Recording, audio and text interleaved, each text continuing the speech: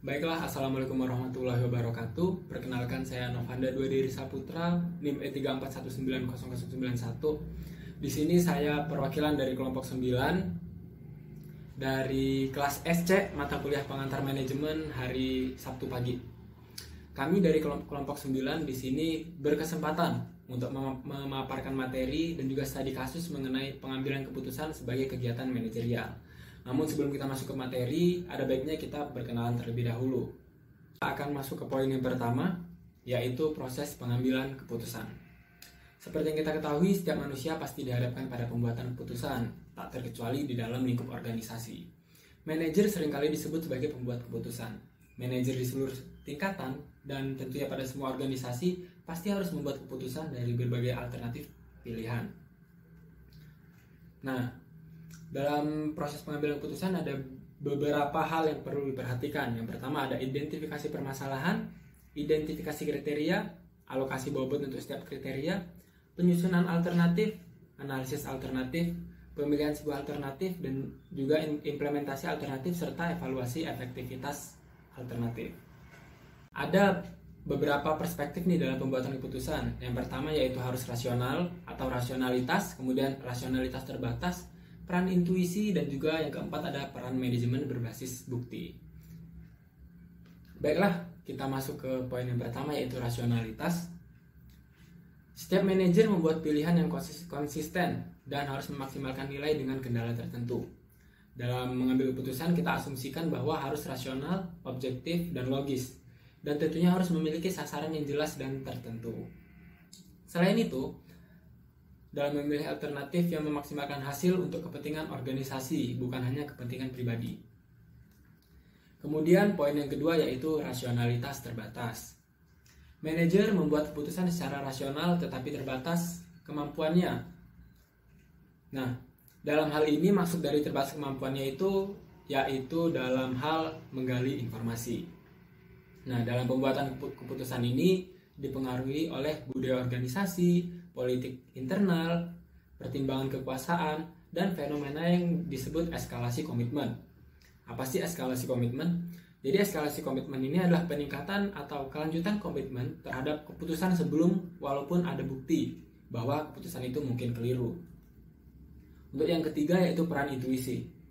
Proses pengambilan keputusan berdasarkan pengalaman. Selain itu, proses pengambilan keputusan juga akan berdasarkan perasaan dan penilaian yang terakumulasi. Dan perspektif yang terakhir yaitu peran manajemen berbasis bukti. Setiap pengambilan keputusan dapat dikembangkan melalui penggunaan berbagai bukti yang reliable dan tentunya relevan. Penggunaan berbagai bukti yang tersedia untuk meningkatkan praktek manajemen yang lebih baik.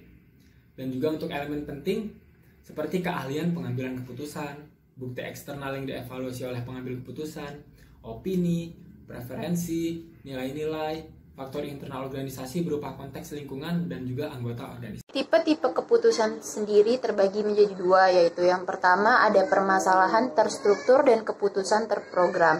Masalah terstruktur adalah memiliki tujuan yang jelas, sudah dikenal atau sudah pernah terjadi sebelumnya, dan mudah didefinisikan. Keputusan terprogram adalah keputusan berulang yang dapat ditangani dengan pendekatan yang rutin, dan manajer tergantung pada 3 tipe keputusan terprogram, yaitu prosedur, aturan, dan kebijakan. Lalu jenis keputusan terprogram terbagi menjadi 3, yaitu kebijakan, prosedur, dan peraturan. Kebijakan merupakan pedoman umum untuk pengambilan keputusan tentang masalah yang terstruktur. Prosedur merupakan serangkaian langkah berurutan yang saling terkait, dan peraturan adalah pernyataan tersurat yang membatasi manajer dan karyawan tentang hal-hal yang dapat dilakukan dan yang tidak dapat dilakukan. Lalu tipe keputusan yang kedua adalah permasalahan tidak terstruktur dan keputusan tidak terprogram, yaitu masalah tidak terstruktur adalah masalah yang baru atau tidak biasa dan informasi bermakna ganda atau tidak lengkap. Masalah yang memerlukan solusi yang khusus. Keputusan tidak terprogram adalah keputusan yang unik dan tidak berulang. Selanjutnya adalah kondisi pengambilan keputusan yang terbagi menjadi 3, yaitu yang pertama ada kepastian, yaitu keadaan ideal di mana manajer dapat membuat keputusan yang tepat atau akurat karena hasil dari seluruh pilihan alternatif keputusan sudah diketahui.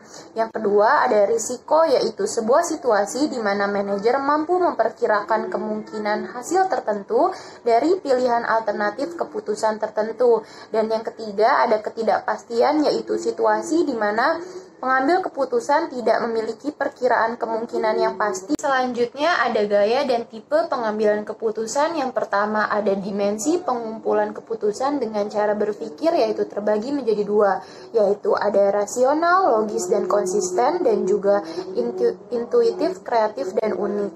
Lalu ada toleransi terhadap ambiguitas yang terbagi menjadi 2, yaitu toleransi rendah dan toleransi tinggi.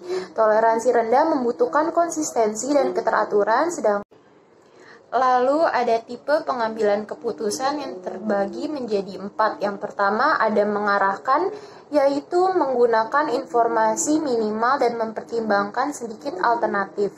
Yang kedua ada analisis, yaitu membuat keputusan dengan hati-hati pada situasi yang unik. Lalu yang ketiga ada konseptual, yaitu berpandangan luas dan mempertimbangkan banyak alternatif untuk membuat keputusan jangka panjang. Dan yang keempat atau terakhir ada perilaku, yaitu menghindari konflik dengan bekerja yang baik dengan yang lain dan mau menerima saran. Selanjutnya ada bias dan kekeliruan pengambilan keputusan. Nah, bias dan kekeliruan dalam pengambilan keputusan ini dibagi menjadi 13. Yang pertama ada heuristik. Nah, heuristik ini yaitu pengambilan keputusan yang menggunakan petunjuk yang praktis untuk mempermudah pengambilan keputusan. Kemudian yang kedua ada terlalu percaya diri. Nah, dalam hal ini seorang menganut pandangan positif yang tidak realistis atau menjadi subjektif tentang diri seseorang dan kinerja seseorang. Kemudian yang ketiga ada kepuasan yang cepat. Nah, pengambilan keputusan ini yaitu mengambil keputusan dengan memilih alternatif yang menawarkan hasil yang cepat dan menghindari biaya yang cepat. Yang keempat ada efek berlabuh. Ini mengandalkan pada informasi awal dan mengabaikan informasi yang berikutnya. Kemudian yang kelima ada persepsi yang selektif. Nah, selektif. Yang keenam ada bias konfirmasi. Bias konfirmasi ini mencari informasi yang menegaskan kembali pilihan yang lalu dan mengabaikan informasi yang berlawanan. Yang ketujuh ada bias terbatas atau framing bias.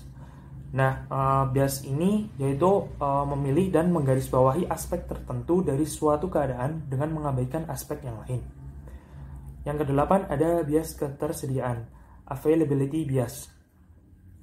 Bias ini yaitu kehilangan objektivitas dalam pengambilan keputusan karena fokus hanya pada kejadian yang baru saja terjadi. Selanjutnya ada bias perwakilan atau representation bias. Hal ini menggambarkan analogi dan menilai kemiripan peristiwa berdasar pada seberapa dekat peristiwa tersebut menyerupai peristiwa yang lain. Yang ke-10 ada bias keacakan atau randomness bias.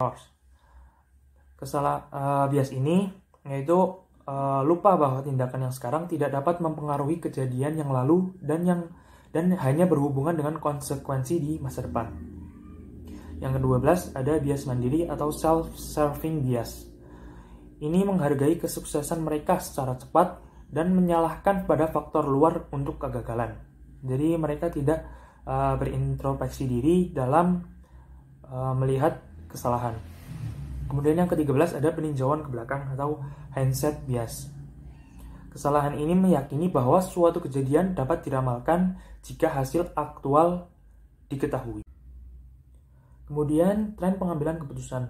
Nah, tren pengambilan keputusan ini terbagi menjadi 2, yaitu pedoman dalam pengambilan keputusan yang efektif.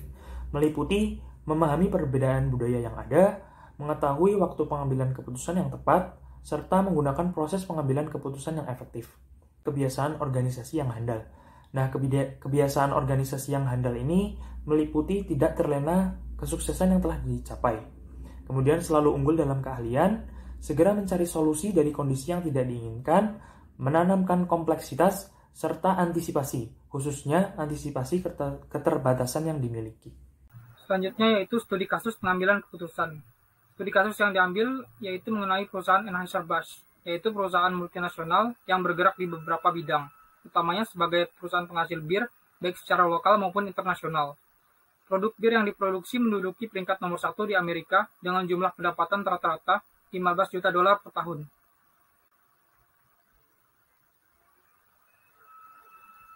Untuk mengetahui kondisi perusahaan ini dilakukan analisis SWOT. Yang pertama, analisis strength.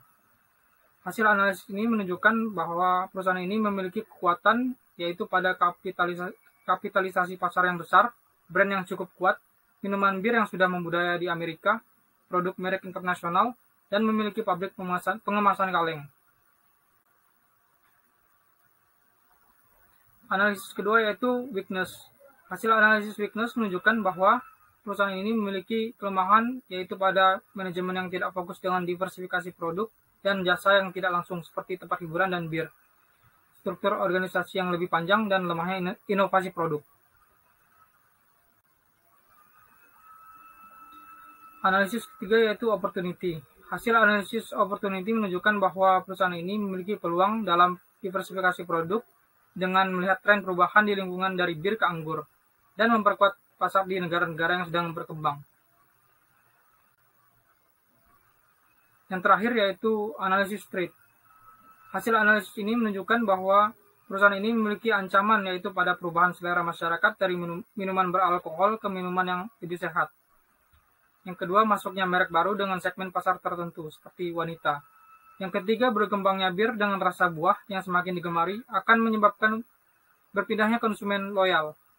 Yang terakhir yaitu perubahan selera masyarakat dari minuman beralkohol ke minuman yang lebih sehat.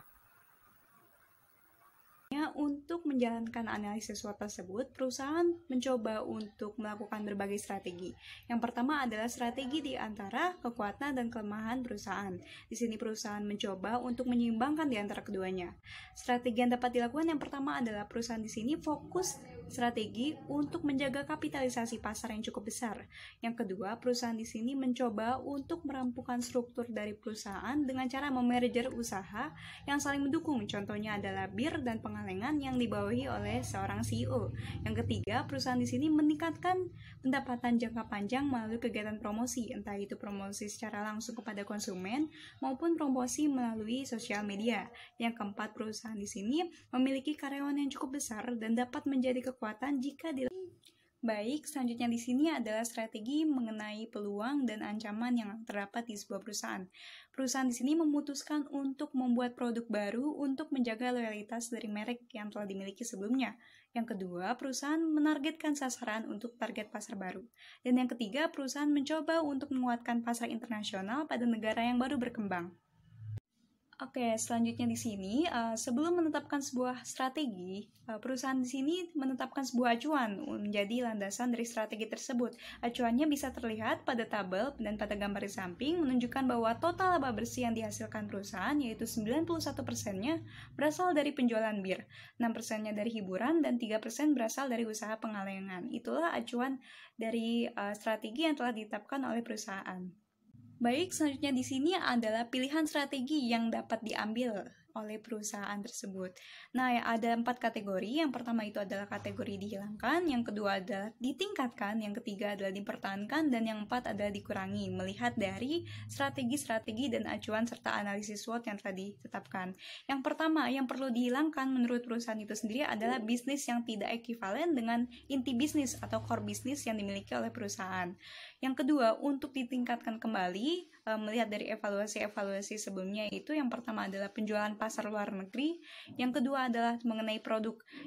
Untuk produknya itu ditetapkan untuk ringan dengan kadar alkohol yang rendah. Yang kedua itu adalah untuk produk yang berbasis anggur. Yang ketiga adalah mengenai kemampuan dari sumber daya manusia yang dimiliki oleh perusahaan. Kemudian, untuk strategi yang ketiga adalah strategi yang perlu dipertahankan, yaitu antara kapitalisasi pasar dan juga keunggulan dari merek yang dimiliki oleh sebuah perusahaan. Kemudian yang terakhir, menurut perusahaan itu sendiri, perusahaan memutuskan untuk mengurangi beban manajemen dengan merapikan struktur dari organisasi atau perusahaan tersebut. Baik, mungkin itu sekian presentasi dari kelompok kami. mengenai keputusan dari perusahaan. Selanjutnya, kurang lebihnya mohon maaf. Terima kasih dan wassalamualaikum warahmatullahi wabarakatuh.